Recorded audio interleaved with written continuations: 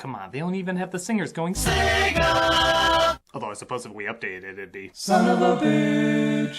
Alright, Doug, if you're going to start it off like that, I better point out to you that Sega dropped out of the console war after making stupid decision after stupid decision, and the Dreamcast was declared a financial failure.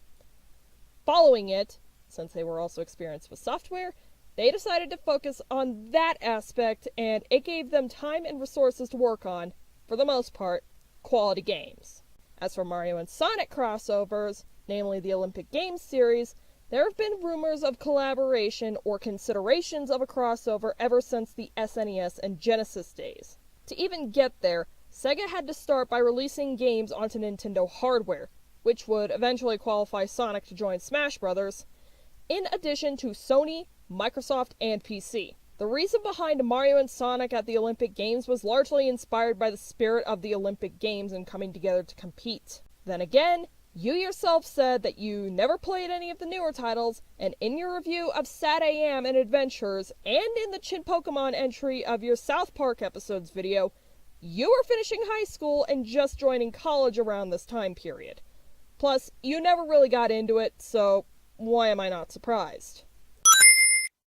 As the credits roll, we see Metal Sonic seems to have been built by Dr. Wily. I mean Robotnik. I mean Eggman. I mean, you know what, Dr. Wily? This is all just a furry version of Mega Man. Think about it! Small blue hero stops big mustache scientist who takes over robots, has a dog, a girl, and a ton of sequels people hate. You laugh! I ponder. While in the comics Sonic and Mega Man collaborated, the two series have nothing in common except a villain who is a robotics master with a bushy mustache. Wily is German and thought to have been modeled after Albert Einstein, while Robotnik/Eggman was originally drawn as a Theodore Roosevelt lookalike in pajamas. If anything, the conception of Sonic was so Sega would be able to compete with Nintendo, as the former mascot, Alex Kidd, wasn't thought to be able to go toe-to-toe with Mario. The gameplay was inspired by Yuji Naka seeing how fast he could beat the first level in Super Mario Bros., and Mega Man is a run-and-gun type of game with elements of platforming. Also, your character comparisons are incorrect regarding the dog and the girl. Tails is a fox and not Sonic's pet in any way, shape, or form. Rush is a robot dog introduced as a companion to Mega Man. In fact, he's even used as a power-up at points. Amy Rose was first introduced in Sonic CD as an admirer of Sonic, following him wherever he goes and admittedly having a one-track mind of marrying him. The girl from the Mega Man series you're showing here is Roll, the younger sister to Proto Man and Mega Man. And with making that comparison, I'm about to ask if you're suggesting some degree of incest here. As for the games themselves, it's more of a matter of the fan bases being so broken and disjointed that no one universally agrees on what qualifies as a good game in these franchises. I'm sorry, Doug, but you do not have the galaxy brain you think you do with this segment. Come on, you want to try it out? Not right now, thanks. Tails is just like a little kid with his new toy. I bet a lot of you thought he was a little kid. Let me unconfuse this by explaining nothing. Oh, and I mean nothing. There are no intros for anyone. We're just supposed to already know who everyone is and what their characteristics are. Oh, not that old man again. I mean, owl scientists and rocket ships clearly explain themselves. When Sonic said, Tails is just like a little kid with his new toy, he says it in a way an older sibling would comment to themselves on a younger sibling being off in their own little world, not to establish that Tails is a little kid. While the movie can come across as overconfident that you know the source material going in, it still gives you an indication of the brotherly relationship the two have, with Sonic being the older of the two. Also, with the comment you make afterward, it seems to me like you're going back on what you said in your Shark Boy and Lava Girl review about how films should show, not tell. It would be nice if there was more explanation to the world, but considering Sonic and Tails are talking animals, it would make sense for the owl to exist in this universe as well. The flora in the background and the mechanical crab that Sonic used to snap the old man owl out of it are also not like anything found in the human world, so you'd take it as normal here even if you know nothing about the games.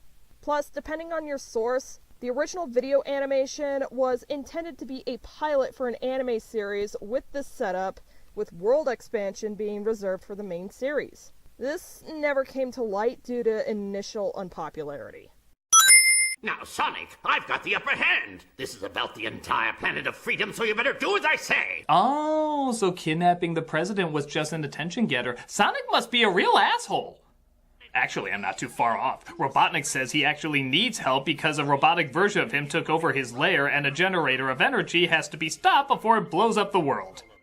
Our dickhead of a hero could care less. Forget about it. Why should I have to go around cleaning up your messes? Fine! Don't blame me when this happens!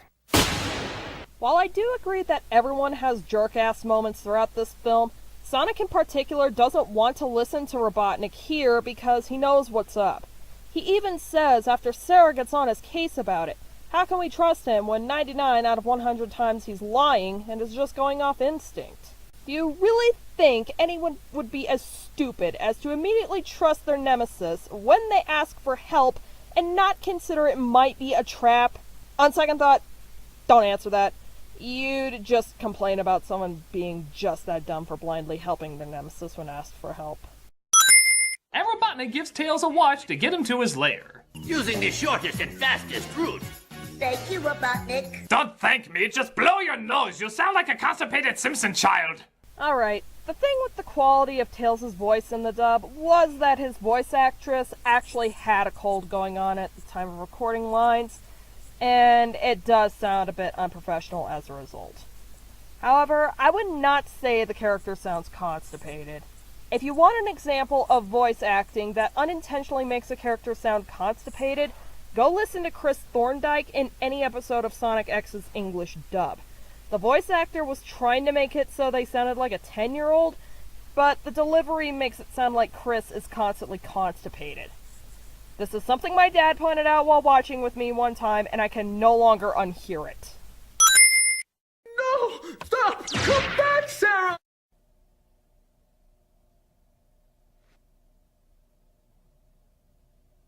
I just want to make sure. We are high right now, right? This joke doesn't even make any sense. Is it because of the sign? The fact it's in English? My guess is you had to have been high to make this joke over something so trivial. They run through all the traps laid out for them and free the animals inside the robots like in the game, or just disembowel them. We'll just assume they used to be bad. How do you know this is following the lore of the games? Last I checked, not any of the Sonic cartoons prior to this felt the need to include the mechanics of the games to the letter and instead decided to flesh out the story. The first Sonic cartoon to start coinciding with the events of the games was the Sonic X anime from the early 2000s. And even then, it only retold the events from Sonic Adventure and Sonic Adventure 2. Not even Sonic Boom follows the mechanics of the respective game to the letter. When you set out to make a cartoon based on a game, you generally only throw nods to the mechanics in instead of following them exactly. Story and exploring the world of this series is usually what people go into a show adaptation of any game for. Otherwise, you just play the game. The spring and spikes we do see, while part of the gameplay, are likely part of all the traps set up by Robotnik on this route. They get to Robotropolis after crossing some ancient relics, indicating that Sonic the Hedgehog takes place in our current future? Finally, the Adventure Time crossover we never knew we wanted and we'll wish stayed that way! The idea of Sonic's universe being the same as ours has been zigzagged and played around with ever since its creation. The Adventure series games were blatant about them existing in the same universe as us, and 06 and Unleashed took place in a version of the planet where the Anthro characters existed in the same space as humans. But more often than not, the Sonic universe is implied to take place in a setting where there are very few humans, if at all, and the architecture, flora, fauna, and other aspects of civilization are very alien in design, having little in common with our familiar world. Also, by that logic, does that mean Steven Universe takes place in the same time frame as Adventure Time? I mean, they obviously take place after an apocalyptic event, and their respective worlds are inhabited by strange alien creatures, with places on Earth that couldn't possibly be built by humans. We should hurry. Ah! I'm afraid of lightning! Tails always acts like a kid when there's lightning, but apparently he isn't. I don't know. Tails' fear of lightning was established prior to the OVA's production and is just reiterated here. Do I need to go back to my earlier point about your stupid Tails as a kid, I don't know, joke? But Metal Robotnik appears to try and stop them.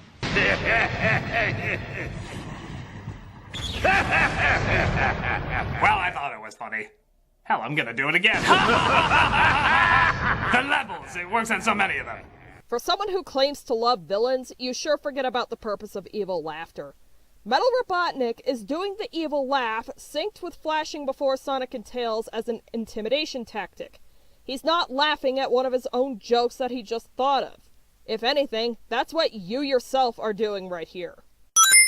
Come here! We don't have time to mess around with some robot!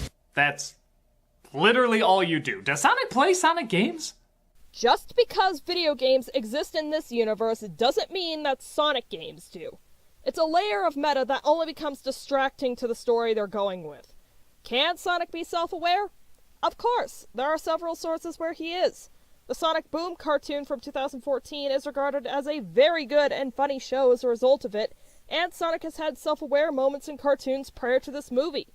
I even remember the comics starting out as having a ton of self-aware moments as the franchise was just getting its feet on the ground. But that would expect you to understand humor, context, and good fourth wall breaks, wouldn't it?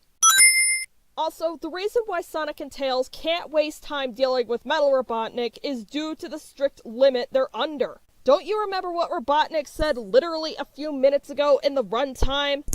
Granted, it turns out to be a trap later, but Sonic and Tails have a set amount of time to find Robotropolis, get to the generator, and shut it down before it explodes, and wasting time battling Metal Robotnik only takes away the limited time they have to finish their mission. Good God, man, it's like you sacrificed your common sense and memory for the sake of a poorly thought out joke. I'm well aware that neither one of you can swim! Or maybe you can, you just play really anxiety-provoking music whenever you're about to drown. My butthole still clenches every time I hear that. While yes, in the games, you do need to stop and catch a bubble, otherwise you'll drown, Tails can swim, Sonic can't. At all. This has been part of Sonic's character since Game 1, which was on Naoto Oshima and Yuji Naka's part. At the time of Sonic's creation, neither thought that hedgehogs could swim. They did learn that they can indeed swim after the fact. Robotnik and Sarah arrive, though, as Robotnik claims Sonic will have more to worry about. He'll have to fight something far more evil than Metal Robotnik! What do you mean worse than Metal Robotnik? You better keep your hands off my Sonic or I'll never forgive you! Okay, does my Sonic mean hedgehog or hedge? Because either way, I'm very disturbed. Robotnik and Sarah were commandeering Metal Robotnik, you fruitcake.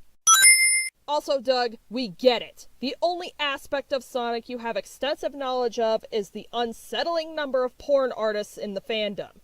It also does not help that you keep nodding or bobbing your head around like a mental patient when you're done talking. Stop it. Now.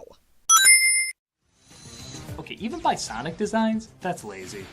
Speaking of which, does Robotnik have to incorporate his face into everything? Seriously, wouldn't that get in the way of the function after a while? I want my face on that machine! Well, we can paint it on and... No, my mustache has to be the gears, and my eyes the measuring rods! That compromises the efficiency. A blue hedgehog could easily destroy it. Evil must look beautiful! Okay, you're the face of the company. And the company's my face! In order.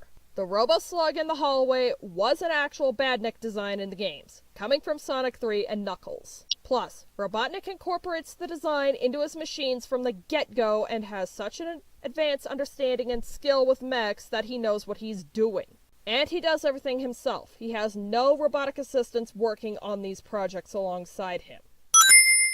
You came all the way here and now you'll die here. I'm going to use metal to destroy the real Sonic, and then I can completely destroy the land of the sky. So I'm not sure why he made this fake mission to defeat Sonic when he already had him and the president in perfect executable positions, but now Metal Sonic is after him. Okay, Doug, at this point, you're denser than lead. Robotnik needs to get Sonic out of the way to fulfill his evil plan, and the creation of Metal Sonic was the most surefire way he could think of to make sure Sonic won't bother him ever again. Phase 1 is to booby-trap the generator and build the robot. Phase 2 is to kidnap the president and the president's daughter and threaten them as a way to make sure Sonic doesn't say no. Any execution to usurp power would have to wait until the blue blur himself is out of the picture. Phase 3 is to lure Sonic to the trap and copy his DNA and essential life data to load into Metal Sonic's programming. That way the robot will be able to keep up with him and get the upper hand. Once Metal successfully takes out the real Sonic, there will be no one to stop Robotnik. Not even Tails or Knuckles, since the burden of their friend getting killed would also make them easier targets to enslave or eradicate. You would know this if you paid attention for the last half hour of the film's runtime.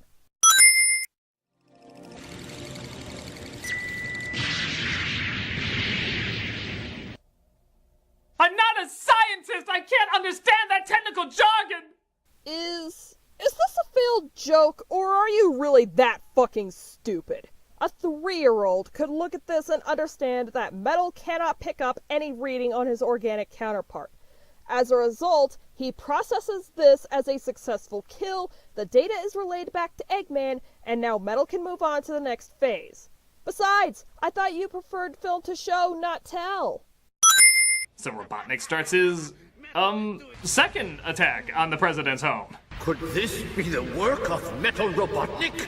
Well, we're 3/4 in. Might as well have an inner monologue with a character so secondary you could call him quaternary. And since there's no better time... We'll be the only ones left. Then we can get married. I wouldn't marry you if you were the last man on Earth! But I will be the last man on Earth! Oh, who cares? Everyone knows the reason I gave you that dress is because it's an anime and we're near the 3rd act. We need upskirt options! Oh, there's a lot of facepalmage to unpack in this part of the video. Buckle up.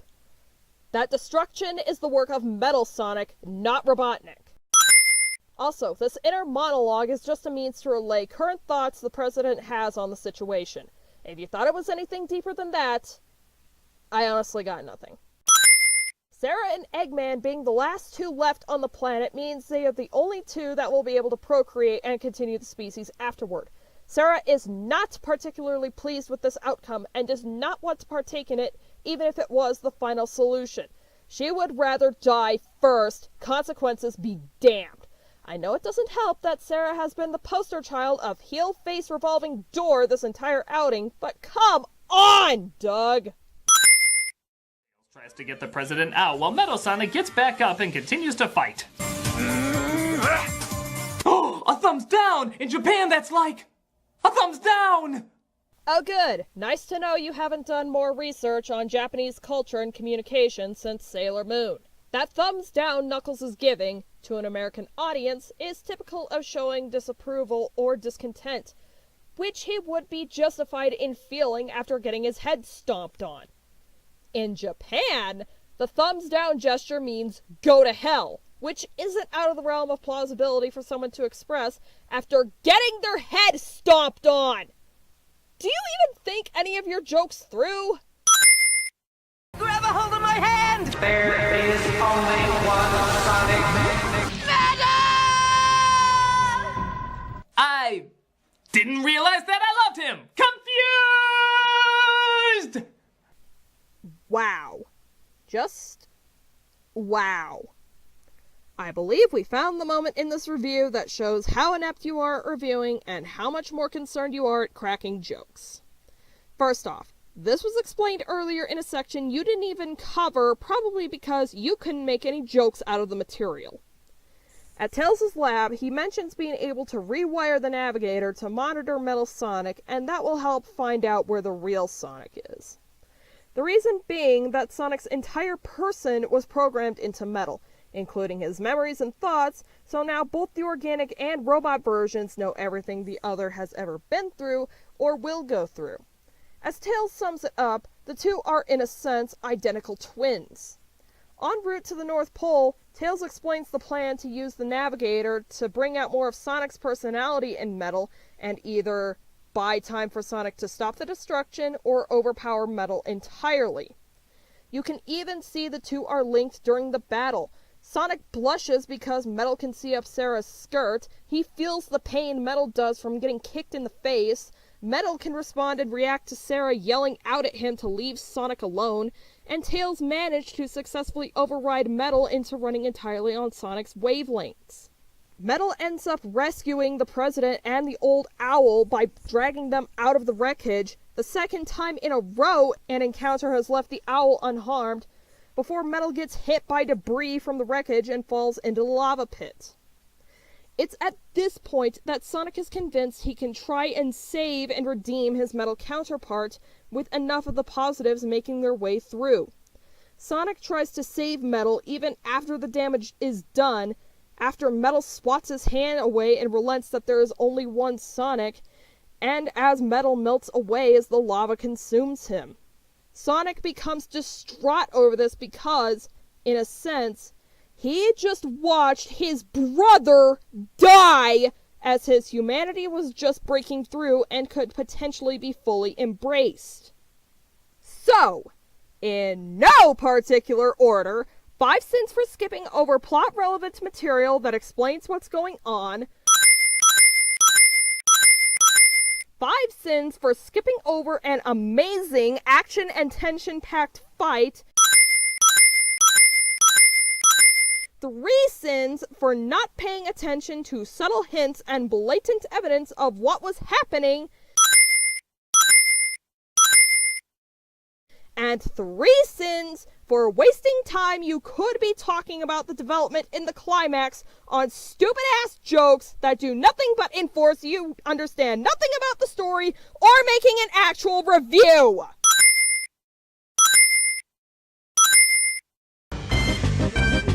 Well, we didn't learn jack shit. I never expected to hear an admission to your end result of the Change the Channel fiasco in this video.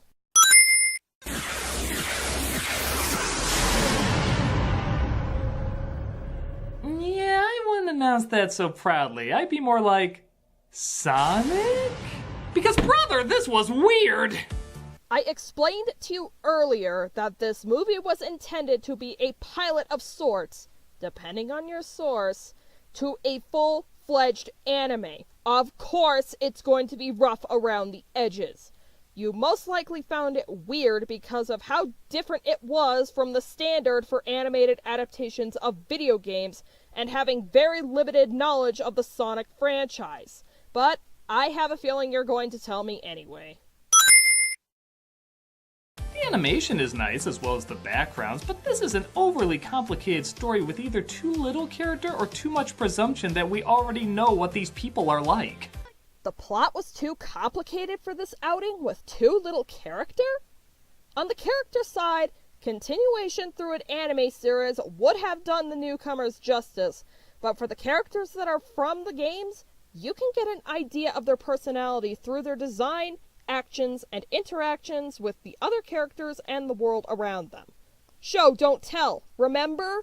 Adaptations of video games go upon the fact that anyone watching usually came here from playing and wanted to see more to the story and world that wouldn't fit onto a cartridge or disc.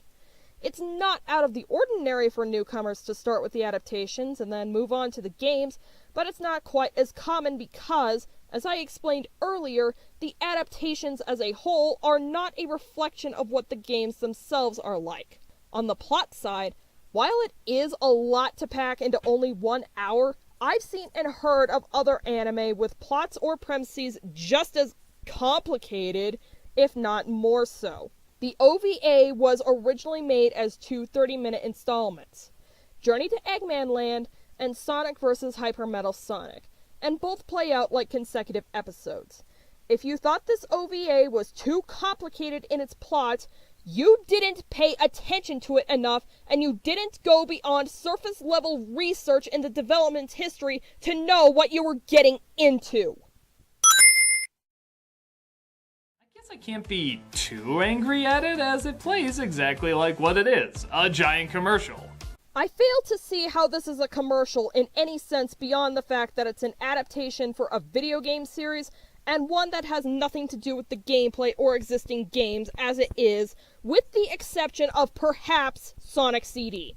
And by that logic, every show, comic book, movie, or other adaptation based on a toy, game, existing movie, or anything ever is a giant commercial for that thing, which you would know because you grew up in the 80s and the trend was the rule then. But it just feels empty and pointless. I can see some kids having fun with it, but for the fastest hedgehog alive, this could have been a lot more interesting and a lot more cool. Get on your running shoes and dash away from this as fast as possible. Doug, if this movie was so empty and pointless, I guarantee you wouldn't have made this review or found anything to make fun of about it. People find it to be a cult classic for a reason, and it would have been nice to see a whole series based on this, or even just smoothed out with some extra polish.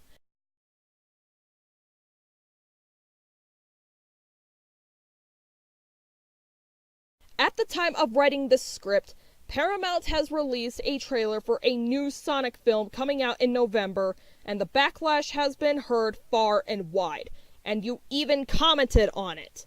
The way things are looking right now, it's likely the film won't turn out to be good in either the design or writing department, and the crunch time put on the animators and effect artists to fix Sonic's design isn't going to help matters. The OVA is currently the best thing we're going to get for a Sonic movie, and probably will ever get.